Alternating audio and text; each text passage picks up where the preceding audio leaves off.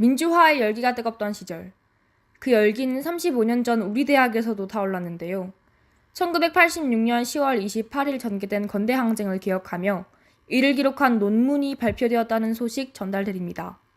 지난 7월 건대항쟁의 전개와 의미를 서술한 신봉용 전 교수의 연구가 발표되었습니다.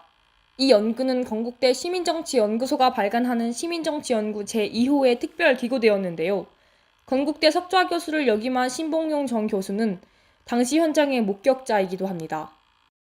당시 학생으로부터 받은 편지가 사진으로 첨부되어 있을 정도로 이 글은 현장의 상황이 생생하게 기록되어 있는데요. 마치 그 상황 속에 있는 것 같은 느낌도 들게 할 정도입니다. 또한 건대항쟁이 가지는 의미와 중요성과 함께 당시를 평가하기도 하며 글을 전개하고 있습니다. 전단과 같은 당시 현장의 자료와 유인물은 물론 여러 평가서를 참조해 정리했다는 점에서 의의가 크다고 평가되고 있는데요. 특히 정치사학자의 학문적 입장에서 서술한 논문으로 80년대 민주화 운동을 참조할 수 있는 사료가 될 것이라는 기대를 모으고 있습니다. 이 논문과 건대 항쟁에 대한 이야기를 더 들어보고자 당시 12.8 건대 항쟁에 참여하시고 논문 집필에도 도움 주신 철학과 김석 교수님과 인터뷰를 진행해 보았습니다. 교수님께서는 이 논문에 대해 어떻게 생각하시나요? 근데 너무 또 주관적으로 쓰지 않고 그 12.8이 갖는 의미들을 좀 정치학자 입장에서 많이 객관적으로 설명하고 또 당시 상황이 갖는 어떤 여러 가지 의미들 12.8을 뭐 이렇게 옹호하거나 그 내부적인 입장만이 아니라 이렇게 제3자가 보기에 이렇게 설명을 좀 잘 하신 것 같아요. 한 번쯤 읽으면 좋을 것 같다라는 생각을 합니다. 네. 당시 항쟁에 참여하셨던 학생으로서 건대 항쟁이 가지는 역사적인 의미는 무엇이라고 생각하시나요? 1987년부터 이제 민주화 요구가 아주 크게 벌어졌잖아요.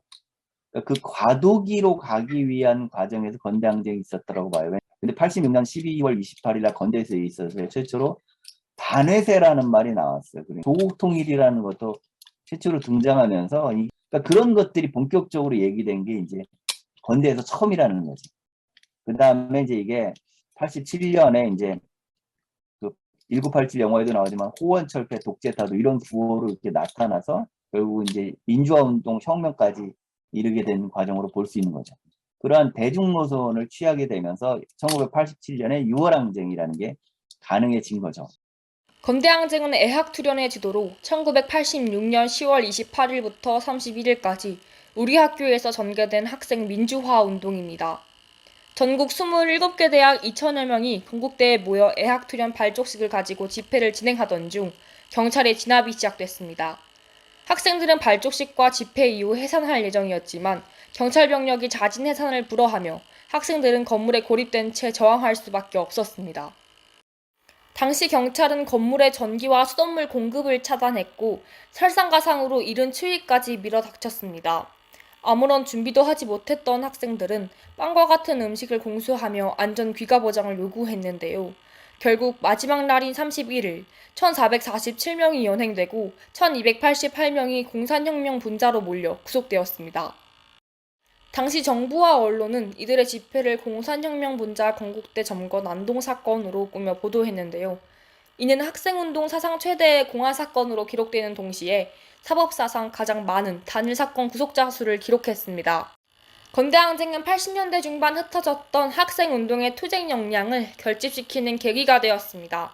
5.18 광주항쟁과 6.10 민주항쟁을 이어주는 다리 역할을 했다고 평가받고 있는데요.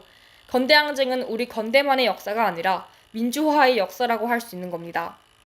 그 후 우리 학교는 건대항쟁 기념비를 세웠고 매년 건대항쟁일을 기념하며 성신이 예술제를 열고 있습니다. 최근에는 30주년 사진전을 개최하기도 했는데요. 곧 다가오는 10월 28일에는 35년 전에 우리 학교를 떠올리며 건대항쟁 기념비를 찾아가 보는 것도 좋을 것 같습니다. ABS 정유현입니다.